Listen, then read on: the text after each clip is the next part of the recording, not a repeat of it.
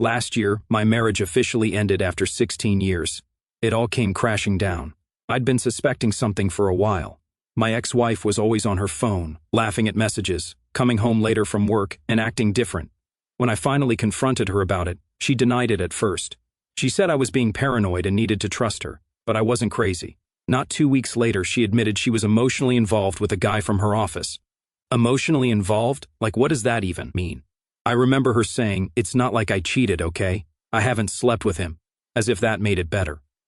To me, she might as well have been halfway out the door already. It didn't take long after that for us to call it quits. She said she wasn't happy in the marriage anymore, that we'd grown apart, and all the usual stuff you hear when someone's got one foot in a new relationship. The divorce process wasn't easy, even though we kept it mostly civil. There was always this underlying tension. I knew she was texting him, probably seeing him while we were untangling the life we'd built together. But this story isn't about her. It's about my daughter and me. Our daughter is 14 and she's always been closer to my ex-wife. They did everything together. Spa days, shopping trips, baking cookies. I never minded it before. I figured it was natural for her to gravitate toward her mom, and honestly, we had our own special connection. I used to take her out for ice cream after soccer practice, or we'd stay up late on weekends playing games or watching movies. She'd crawl up beside me on the couch with her blanket, and everything felt perfect. That's what made this whole thing so hard.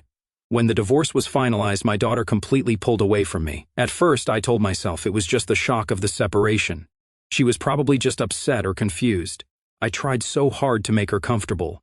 I kept her room at my new place just the way she liked it. I'd pick her up and take her out for dinner, buy her little gifts I thought she'd like. I tried to be upbeat, never talked badly about her mom, never said a word about the affair.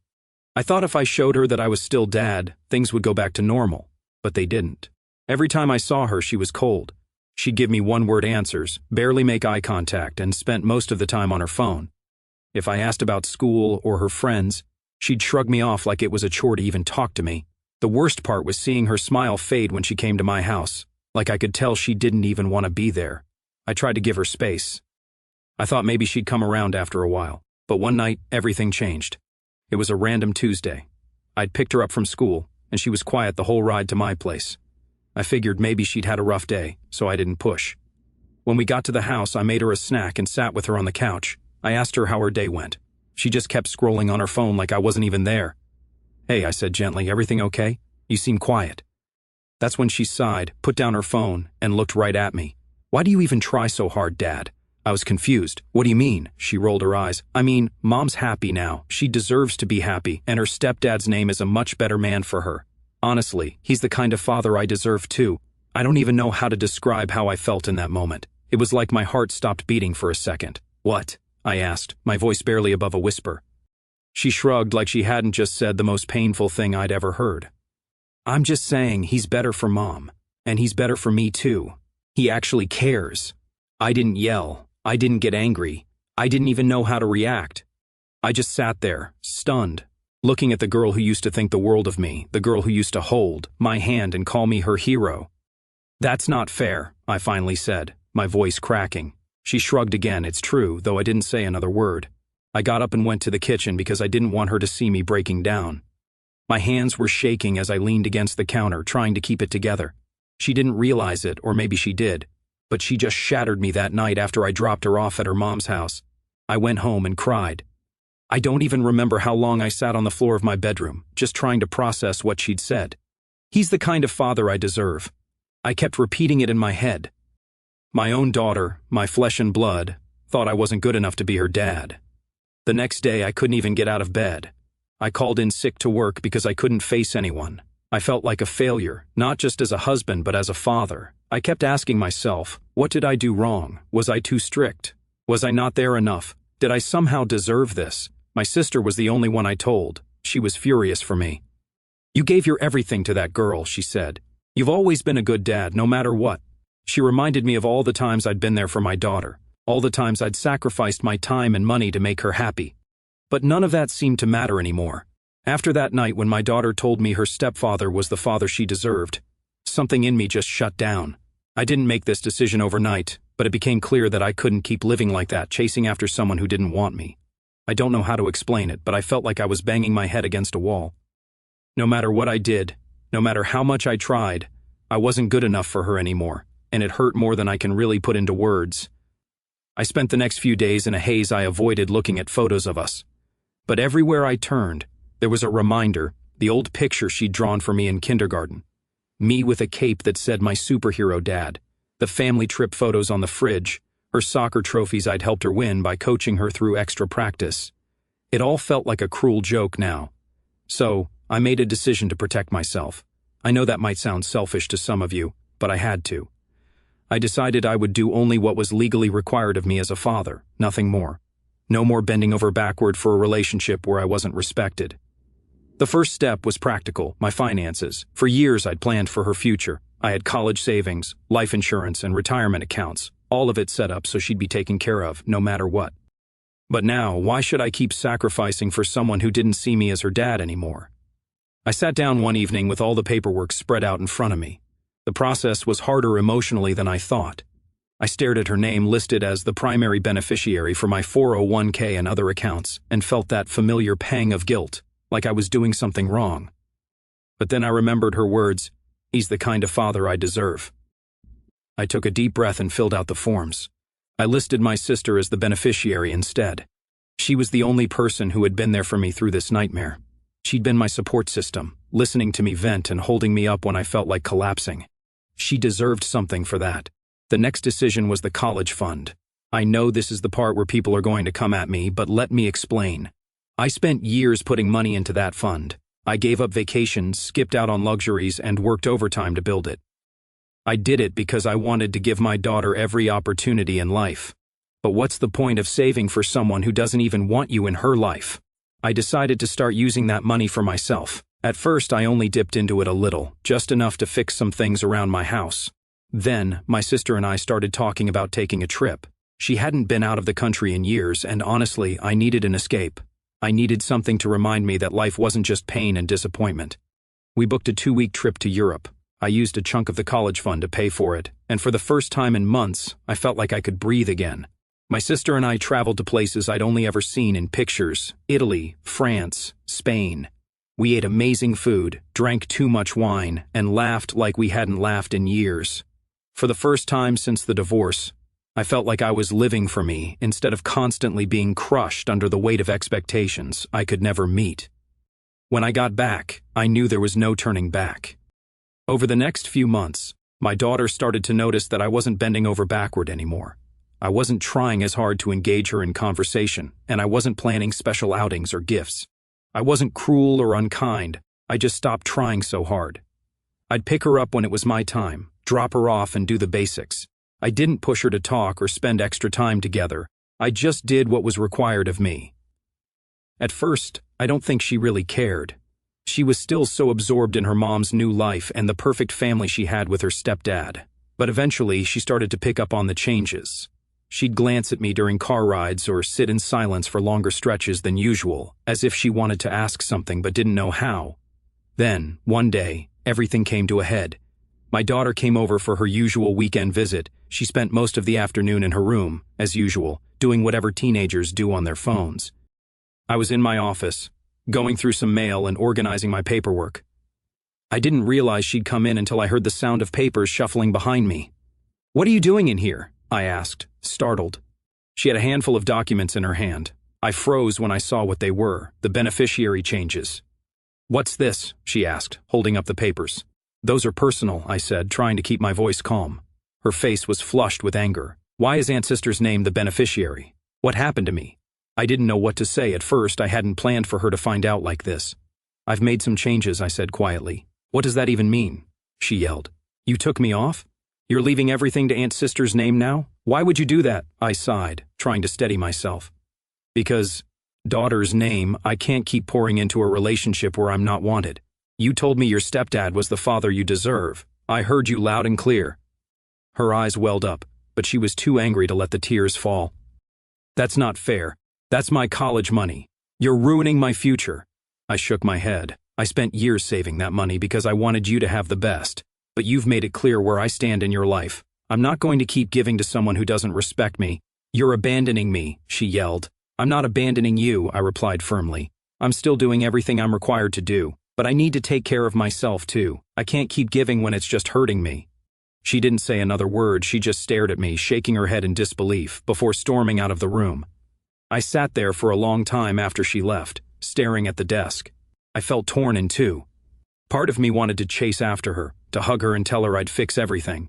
But the other part, the part that was tired of being treated like I didn't matter, knew I had to stand my ground. After my daughter stormed out of my office that day, I sat there for what felt like hours. My mind was racing, but at the same time it felt empty. I kept replaying her words over and over in my head. "You're ruining my future." I'd heard anger in her voice, but there was something else too, something deeper that I couldn't quite place. Maybe hurt, maybe shock, I don't know. But I didn't let myself dwell on it for long because I had to remind myself of why I did what I did. She had made it clear to me for months how she felt about me. I wasn't wanted in her life. I was the lesser parent, the one she barely acknowledged. That stepfather of hers, the guy my ex-wife cheated with, was now the person she held up as some perfect example of what a dad should be. You can't expect me to just keep going after being told something like that, right? I didn't think so, but the confrontation stuck with me. It's one thing to distance yourself quietly, to pull back and take care of yourself. It's another thing entirely to be confronted about it, and have to look your kid in the face while you explain your choices. I didn't sleep that night. I kept tossing and turning, wondering if I'd gone too far, if I was being a monster. The next day, I got a phone call from my ex-wife. Now, my ex and I had been keeping contact to a minimum since the divorce. We only communicated about our daughter, school events, visitation times, medical stuff. That's it.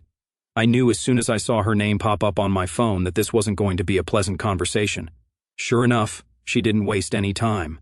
"What the hell is going on over there?" she snapped as soon as I answered. No hello, no polite intro, just straight to the point. "What are you talking about?" I asked, even though I knew exactly what she meant. "Daughter's name came home last night in tears. She said you're cutting her off, that you took her off your accounts and spent her college fund."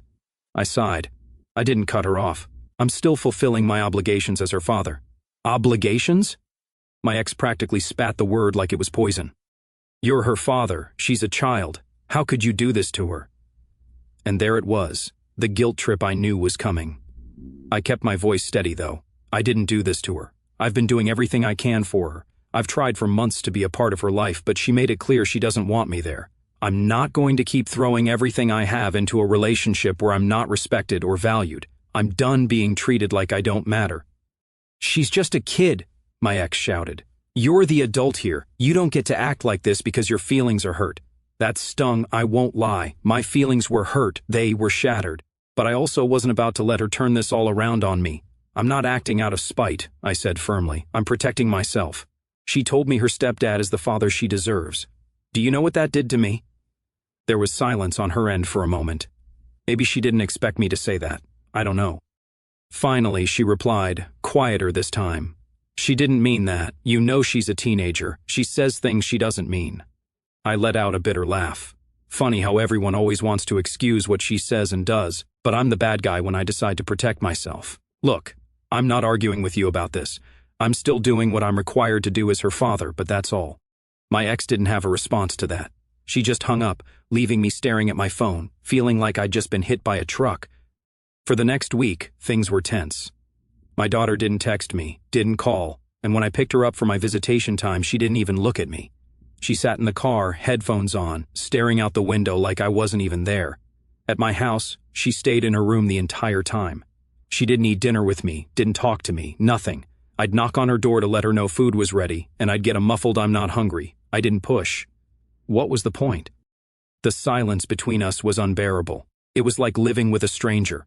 And as much as I tried to convince myself that I was doing the right thing, it didn't stop the guilt from creeping in. I'd sit on the couch at night, staring at the empty seat where she used to curl up beside me, and I'd wonder, was I doing the right thing? Was I making everything worse? I told my sister about all of it. She's the only one who understands where I'm coming from. She's been through similar pain even though she didn't have kids. "You're not a monster," she told me. "You're just human. You can't keep giving and giving when it's tearing you apart. You have every right to step back." Her words helped, but they didn't erase the ache I felt. About 2 weeks later, I got another confrontation. This time, it was my daughter herself. She was at my house for the weekend again, still giving me the silent treatment. I was sitting at the kitchen table, paying some bills, when she came out of her room and dropped a stack of papers in front of me. It was the college fund statement. I didn't even know she'd found it. "What is this?" she demanded, her voice shaking. I looked up at her. "It's the college fund." "Yeah, the college fund you're taking money out of," she snapped. "Why are you doing this?" "This is my future, Dad." I sighed. "Sit down," I said, gesturing to the chair across from me. She hesitated but finally sat. "I need you to listen to me, okay?" I said. "That money, I saved it because I wanted to give you the best. I worked overtime, skipped vacations, did everything I could to build that for you. But then you told me I wasn't the father you deserved. Do you know how much that hurt?" Her face turned red. "I didn't mean it like that. But you said it," I replied gently. "And you've spent months treating me like I don't matter. I can't keep giving everything I have to someone who doesn't want me in their life. I needed to take care of myself too." She didn't say anything. She just stared at me, her expression a mix of anger, hurt, and maybe something else. Regret, I don't know. Finally, she stood up and walked back to her room without another word. And just like that, I felt like the worst person in the world. After that last confrontation, the silence in my house became heavier than ever. My daughter stopped talking to me completely, not just during visits, but in every way. No texts, no calls, nothing. She came over when she was legally supposed to, but it was like having a ghost in the house. She'd walk in, go straight to her room, and shut the door. If I knocked to let her know dinner was ready, I'd get a short okay or sometimes no response at all. It wasn't anger anymore. It was like we had both given up. At first, I tried not to let it get to me. I'd sit on the couch and read a book or watch a show, pretending the house wasn't dead quiet except for the occasional creak of the floor when she moved around. I told myself this was what I wanted: distance, less hurt. But I was lying to myself. The silence was suffocating. I'll admit something here I haven't told anyone else. Sometimes, when she was in her room, I'd stand in the hallway and listen for any sign of her. I'd hear faint sounds of music playing on her phone or her pacing the floor, and I'd feel this overwhelming wave of sadness. I wanted to knock, to ask her how her day was, to just hear her voice say something that wasn't cold or resentful. But I couldn't bring myself to do it. This silent war went on for weeks. One day, while my daughter was at my place, my sister came over. She'd brought some groceries and a couple of gifts from her recent trip for work. She's always been the kind of person who loves giving gifts, no matter how small. We were sitting in the kitchen, chatting about random things, when my sister glanced toward the hallway. "She still hasn't come out?" she whispered to me. "Nope," I muttered, not wanting to get into it. My sister sighed and shook her head. "This isn't healthy, you know."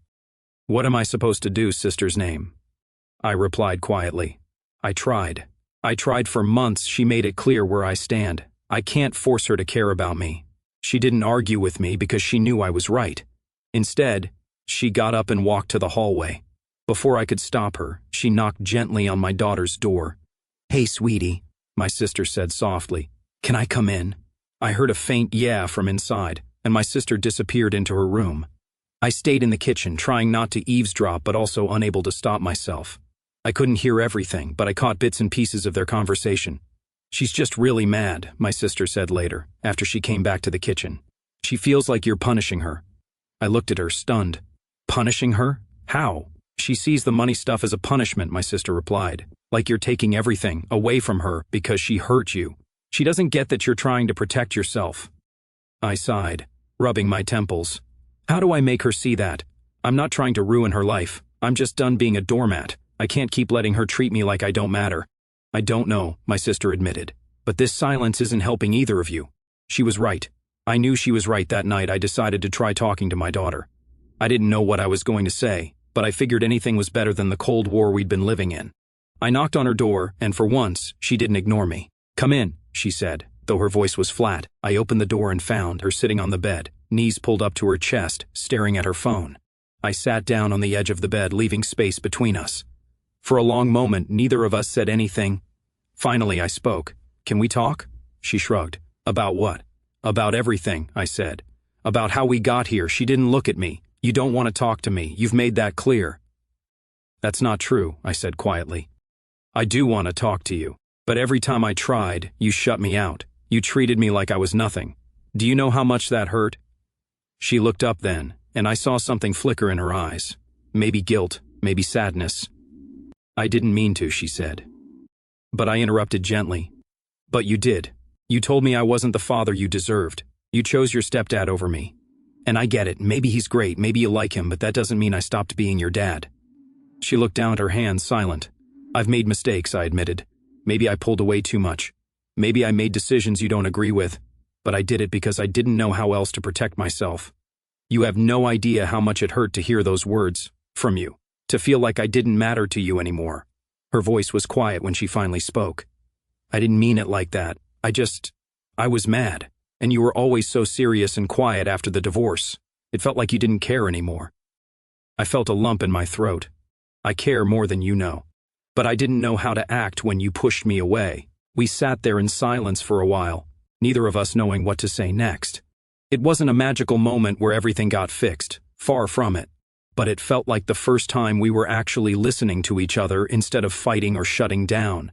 Before I left her room, I said, "I don't know how to fix this, but I want to try.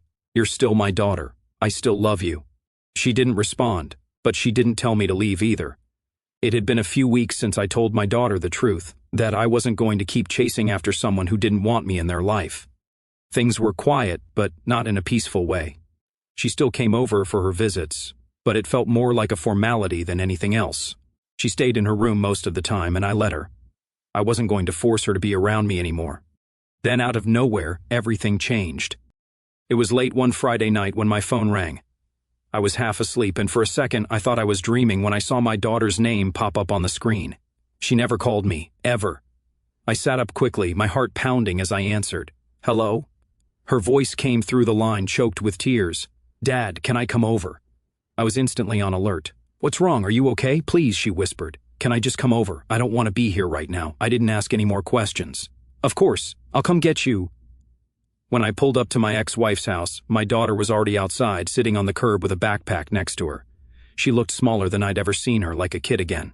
Her face was blotchy from crying, and when she saw me, she stood up quickly, wiping her eyes. "What happened?" I asked as she climbed into the passenger seat. She didn't answer right away. She just stared out the window, her arms crossed tightly over her chest. "Can we just go?" she said softly. I nodded and started driving. We sat at the kitchen table later that night. I'd made her some tea, and she held the mug between her hands like it was the only thing grounding her. She was quiet for a long time before she finally spoke. "Stepdad's name cheated on Mom," she said, her voice barely above a whisper. I froze. I hadn't expected that. "What?" She swallowed hard and looked down at the table. "They had this huge fight tonight. Mom found out he's been seeing someone from his gym. I guess it had been going on for a while. She yelled at him, and he lost it." I clenched my fists under the table. "Lost it how?" Her lip trembled, and I could see the tears welling up again. "He started saying all these awful things about her, about me. He said Mom was pathetic for trusting him, and he called me a spoiled little brat. He said I'm just as worthless as she is." I felt my blood boil. My chest tightened, and I had to take a deep breath to calm myself down before I spoke. "He said that to you?" She nodded, tears streaming down her face now. "Yeah. He told Mom he's sick of playing dad to someone else's kid, like it was some chore for him." I sat back in my chair, trying to process what I was hearing. I didn't know how to feel. On one hand, I was furious that this man, who had been so smug and perfect in her eyes, had shown his true colors. On the other hand, I felt a dull ache, because this was exactly what I had feared. My daughter had built him up as the perfect father, the man I could never measure up to, and now he had torn her down. "Why didn't you call your mom?" I asked gently. "She was crying," she whispered. I didn't want to be there. I didn't want to hear them fighting anymore. She looked up at me then, her eyes red and swollen. I didn't know where else to go. The words hit me harder than I expected. For months, she had treated me like I was nothing, like I didn't matter. Now, when her world was falling apart, I was the one she turned to. I wanted to comfort her, to wrap her in my arms and tell her everything would be okay. But I couldn't ignore the months of hurt she had put me through, the way she had chosen that man over me, thrown me aside like I was replaceable. The next morning, she came downstairs while I was making coffee. She looked like she hadn't slept, but she was calmer. "Dad," she said quietly, standing in the doorway. I turned to face her. "What is it?" She looked down at the floor, wringing her hands. "I'm sorry." "For what?" I asked, though I already knew. "For everything," she said, her voice cracking. "For saying all those awful things to you, for shutting you out, for treating you like you didn't matter. I was wrong. I thought he was, I don't know, better, I guess. I thought he cared about me more than you did. But he doesn't. He never did. I was so stupid." I stared at her for a moment, letting her words hang in the air. Part of me wanted to forgive her right then and there. I wanted to tell her it was okay, that we could put everything behind us. But another part of me couldn't forget the months of coldness, the way her words had cut me to the core. "I'm glad you're starting to see the truth," I said carefully. "But it doesn't undo everything that happened. Daughter's name, you pushed me away. You made me feel like I wasn't good enough to be your dad. And now, just because he showed his true colors, you want to come back?" Her eyes widened and she looked like I had slapped her. "I'm not asking for you to fix everything," she said, her voice trembling. I just want to try again. I want to have a relationship with you. Please, Dad." I shook my head slowly. "I don't know if I can do that." "Why not?" she asked, tears spilling down her cheeks again. "Because it's not that simple," I said. "I spent months trying to be a part of your life, and you shut me out. You treated me like I was nothing. I can't just forget that." "I was wrong," she sobbed. "I didn't know what I was doing. I was mad at you because of the divorce, and I took it out on you. I thought stepdad's name was better than you, but I was wrong. He's awful. He doesn't care about me. But you do." I looked at her, feeling that familiar ache in my chest. "I do care about you. I always have. But I can't keep putting myself in a position to be hurt again. I need time, and you need to figure out who you are and what you want. So, that's it," she asked quietly. "You're just going to give up on me?" "I'm not giving up on you," I replied. "But I'm not going to let you hurt me again. If you want to fix this, it's going to take time. I need to see that you actually mean it. Not just because things fell apart with him." She wiped at her face and nodded, though I could see how much it hurt her. "Okay," she whispered. "I'll prove it. I promise." "So, Reddit, please help me. Should I forgive my daughter?"